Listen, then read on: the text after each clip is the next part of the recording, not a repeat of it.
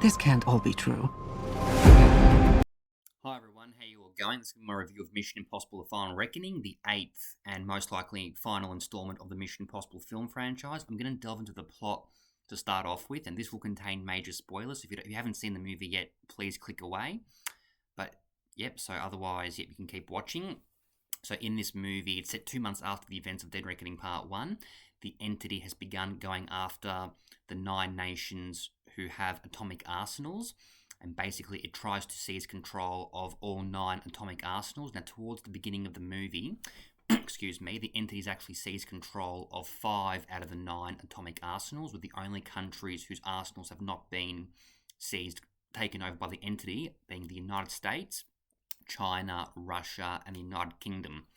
And then Ethan Hunt basically informs Sloane that once the entity seizes control of all 9 atomic arsenals, that nuclear Armageddon will take place, which will involve the entity actually undertaking or initiating a global wipeout of every single country, and thus annihilating the human race. Now, in this movie, Luther creates a poison pill, and Ethan Hunt goes on a mission to track down the sunken Sevastopol, which we actually saw sink in the opening sequence of Dead Reckoning Part 1. Ethan Hunt goes after the location of the Podkova, which is locked away on Sevastopol's sonosphere, in the hopes of then uploading Luther's poison pill into the server room, into the Doomsday Vault server room, so that he and his team can eventually trap the entity in an optical data drive. Now, in the film, Gabriel actually steals the only remaining poison pill, knowing that by taking the only remaining poison pill, that Ethan Hunt will go after him and hand him the Podkova, which will then enable Gabriel to seize control of the entity.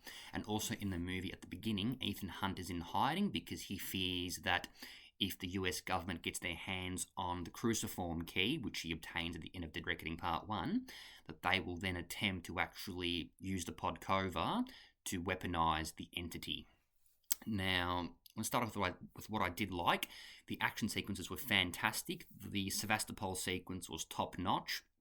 Very, very immersive, engaging, claustrophobic as well.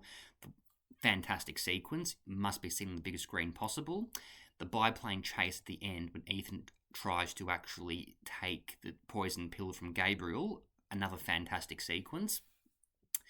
This movie does have a major death. So in the film, towards the beginning, not right at the very beginning, but towards the beginning, Gabriel actually kills Luther because he knows that Luther is the only one who can create more poison pills. Luther dies in this movie. And also in the film, President Sloane, she is actually pressured into committing a preemptive nuclear strike so that the entity does not actually seize control of America's atomic arsenals, basically. So she's actually pressured into committing a nuclear strike, which would culminate in the deaths of 100 million people, but ultimately save 7 billion people. The plot at times was maybe a little bit convoluted, but that's why a movie like this, you have to watch it at least 2 or 3 times. I've seen the movie twice already. It's a fantastic film. The action sequences were fantastic. The Sevastopol sequence was superb. The biplane chase was terrific. Another pro in this movie, some other great action sequences as well. One involving a car chase on a Jeep in South Africa, which is where the Doomsday Vault is located. A lot of good IMF moments as well.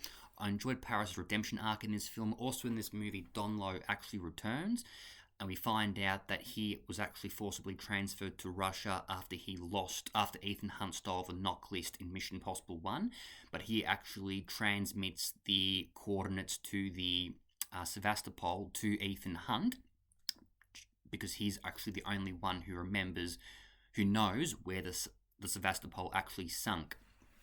Donloe returns in this film. We also find out in this movie as well that Jasper is actually the son of Jim Phelps, who Ethan Hunt killed in Mission Impossible 1, and Jim Phelps was actually the mole in Mission Impossible 1. We also find out that the entity actually evolved from the rabbit's foot in Mission Impossible 3, which Ethan Hunt stole to save Julia. So, and then Ethan Hunt actually subsequently realizes that he was actually hence somewhat responsible for the Sevastopol sinking because he handed the rabbit's foot to Owen Davian to actually save Julia's life. Now, cons in this movie, the first act does contain a lot of exposition, a lot of exposition. There are a lot of flashbacks as well, although me personally, I enjoyed the flashbacks because it gives you that feel that this is the final movie in the franchise. I enjoyed the flashbacks personally. Another con in this movie, I would have actually liked Ilsa to be mentioned because Ilsa was a major character in Rogue Nation, Fallout, and Dead Reckoning Part 1. She's murdered by Gabriel in Dead Reckoning Part 1. But I would have actually liked Ilsa to be acknowledged to some degree, which she was not. She was not acknowledged in this film, and that slightly disappointed me a bit. But overall, Mission Impossible: The Final Reckoning is a fantastic conclusion to the Mission Impossible saga. Go watch it on the biggest screen possible. Now, I will also mention that they do slightly, they leave it open for a potential future installment. So at the end of the movie, after the entity gets trapped inside the optical data drive, which Luther had actually created, Grace actually gives that optical data drive to Ethan. So the entity, which is rendered powerless, is actually given to Ethan. It's now in Ethan's possession. So that sort of paves the way for a potential future installment, but I don't think there will be a future installment. I'm very sure that this is the final installment of the Mission Impossible film franchise. And also the way that Luther dies and the monologue he gives at the end as well, that Ethan Hunt plays on the poison pill after he completes his mission, it does give you that feel that this is the final movie. But overall, pros, fantastic action sequences. The underwater sequence was fantastic. The biplane chase was superb. The cast was great. A lot of elements in this movie felt like a political thriller. At times, this movie did feel like a strong political thriller. If you're wondering if you have to rewatch all the Mission Impossible movies before seeing this one, short answer, no. But if you do decide to, if you do decide to rewatch some, I highly recommend rewatching Mission Impossible 1, Mission Impossible 3, and Dead Reckoning Part 1, the last film that came out in 2023. They're the main three you should definitely consider rewatching before this one.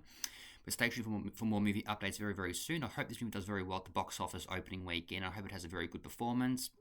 Take care, everyone. All the best, and I'll catch you all in the next one. And be sure to subscribe. All right, bye.